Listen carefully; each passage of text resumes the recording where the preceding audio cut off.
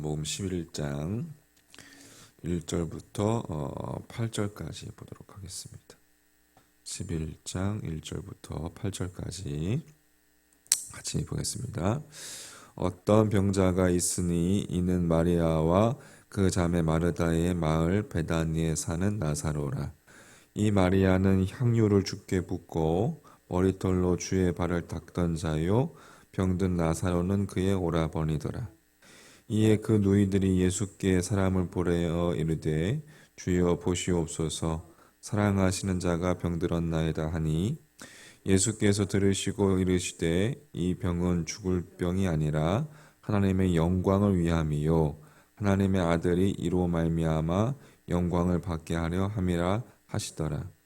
예수께서 본래 마르다와 그 동생과 나사로를 사랑하시더니 나사로가 병들었다 함을 들으시고 그 계시던 곳에 이틀을 더 유하시고 그 후에 제자들에게 이르시되 유대로 다시 가자 하시니, 제자들이 말하되 라피여, 방금도 유대인들이 돌로 치려 하였는데 또 그리로 가시려 하나이까. 아멘. 자, 시간이 이제 지나갈수록 예수님에 대한 이 평가는 극렬하게 나뉘어졌습니다. 앞장에서 살펴봤던 것처럼 이 자칭 하나님과 동등됨을 주장하는 그 예수를 예루살렘 그 지도자들은 가만히 그 예수를 가만히 둘 수가 없었던 것입니다. 특별히 이 베데스다 목가에서 35년 된 병자를 고치신 그 안식일 날 고치신 그 사건, 그리고 또 오병이어로 5천 명을 먹인 사건, 이런 것들은 그들의 위치를 흔드는 것이었습니다. 그래서 예루살렘 종교 지도자들은 예수님을 죽이기 위한 구체적인 음모를 꾸미기 시작하는 것이죠. 자, 이때에 예수님께서 사랑하는 이 베다니의 나사로가 매우 위중하다는 소식을 들었습니다. 그냥 바라볼 수만 없었어요. 하지만 베다니는 예루살렘 가까이 있었기 때문에 예수님께서 이 베다니로 가신다면 이 예수님을 잡으려고 지금 혈안이 되어 있는 이들에게 스스로 잡히시는 것과 마찬가지였습니다. 자, 그래서였는지 이 예수님께서 이상한 행동을 보이셔요. 이 나사로의 위급한 상황을 듣고도 바로 베다니로 가지 않으신 거예요. 오히려 그 소식을 듣고도 그 머물던 곳에 이틀이나 더 머물러 계십니다. 자, 거기 6절, 7절 말씀. 자, 나사로가 병들었다 함을 들으시고 그 계시던 곳에 이틀을 더 유하시고 그 후에 제자들에게 이르시되 유대로 다시 가자, 기록되어 있습니다. 자, 이틀 후 떠나자는 이 주님의 이 말에 제자들은 방금 전에 유대인들이 주님을 돌려 치료했다는 것을 떠올리면서 걱정합니다.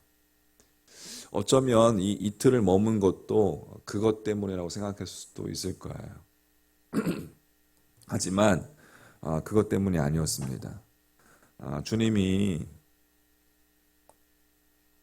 먼저 하신 말씀을 우리가 들어보면 알 수가 있습니다. 거기 4절 말씀에 보면, 자, 예수께서 들으시고 이르시되 이 병은 죽을 병이 아니라 하나님의 영광을 위함이요 하나님의 아들이 이로 말미암아 영광을 받게 하려 함이라 하시더라라고 되어 있습니다.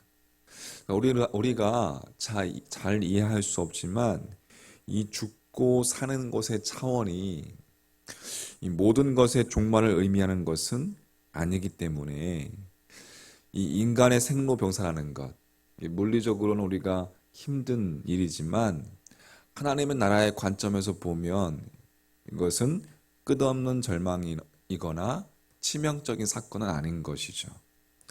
죽고 사는 것, 그것보다 우리가 그리스도 안에 있느냐 없느냐라는 문제가 우리에게 있어서는, 그리스도인에게 있어서는 더욱 중요한 문제일 것입니다. 우리에게 죽어도 우리는 살고, 지금 살아있는 자는 영원히 죽지 않는, 우리는 다른 존재로서의 삶이 아직까지 남아있기 때문에 그렇습니다. 앞으로 남아있기 때문에 그렇습니다. 자, 그런데 한시가 급한 상황에서 예수님께서, 이들의 입장에서 보면, 사람들이, 우리가 세상에 우리 육신의 눈으로 보면 한시가 급한 상황에서 예수님께서 이틀을 더 유하시고, 자, 이후에도 예수님의 행보는 빠르지 않았던 것으로 보입니다. 예수님께서 이 베다니에 도착했을 때에 이미 나사로는 죽은 지 얼마큼 됐어요? 나흘이나 되어 있었어요. 나흘. 그러니까 완벽히 죽은 상태인 거예요. 이미 이 부패가 진행된 상태였습니다. 사실 예수님의 행동은, 여러분, 우리가 묵상하면 다분히 의도적이었습니다. 그것은 사람들로 하여금 예수님이 하나님의 아들임을 믿게 하려는 것이었어요.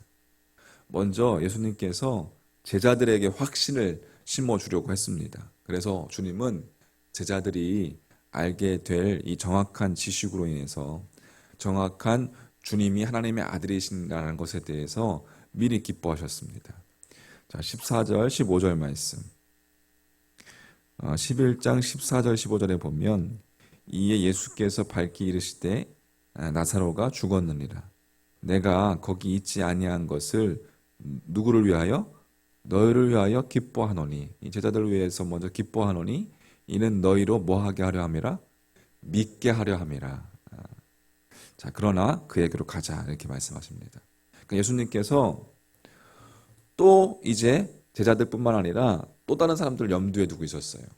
예수님이 나사로를 살리기 전에 그 무덤 앞에서 하신 기도를 통해서 우리가 알 수가 있습니다. 자, 41절, 42절에 보면, 자, 돌을 옮겨 놓으니 예수께서 눈을 들어 우러러 보시고 이르시되 아버지여, 내 말을 들으신 것을 감사하나이다. 항상 내 말을 들으시는 줄을 내가 알았나이다. 그러나 이 말씀하옵는 것은 둘러선 무리를 위함이니 곧 아버지께서 나를 보내신 것을 그들로 어떻게 하려 함이라? 믿게 하려 함이니라. 그러니까 예수님의 의도는 이 어두움에 익숙해진 이들에게, 또 우리들에게 정말 강력한 빛을 비추시려는 예수님의 의도적인 열심이었습니다. 햇빛이 비추는 정말 대낮 같은 그 진리, 분명한 진리, 그 진리, 예수님의 하나님 되심을 증거하려는 의도였던 것이죠. 자, 그래서 예수님께서 나사로가 위중하다는 소식을 처음 들었을 때에 이 병은 죽을 병이 아니라 하나님의 영광을 위함이다. 하나님의 아들이 이로 말미암아 영광을 받게 하려 합니다. 이제 당신 자신이 십자가에 죽으시고 3일 만에 부활하실 것에 대한, 어떻게 보면 나사로도 그 예수 그리스도에 대한 상징일 수 있었던 것이죠. 자, 오늘 정리합니다. 두 가지 살펴봤어요. 하나는 인간의 죽고 사는 것의 문제에 대해서. 우리는 그렇게 집착하지만, 물론 죽고 사는 문제가 중요하지만 그것이 전부가 아니다라는 사실. 우리는 그리스도 안에 있느냐 없느냐, 그것이 더 중요한 문제다. 우리 그리스도인에게 있어서는. 두 번째는 예수님은 전능하신 하나님이시다. 예수님은 죽은 자도 살리시는 전능하신 하나님과 동일하신 분이시다라는 사실. 할렐루야. 오늘 요한복음 11장 나사로의 이 사건을 통해서 묵상되어지는 것, 우리가 오늘도 주님 그리스도 안에 있게 하여 주시옵소서. 우리도 그리스도 안에서 영혼을 바라보며 영혼을 살아가는 삶이 될 수 있도록 오늘 우리의 삶과 우리 삶 가운데 동행하여 주옵소서.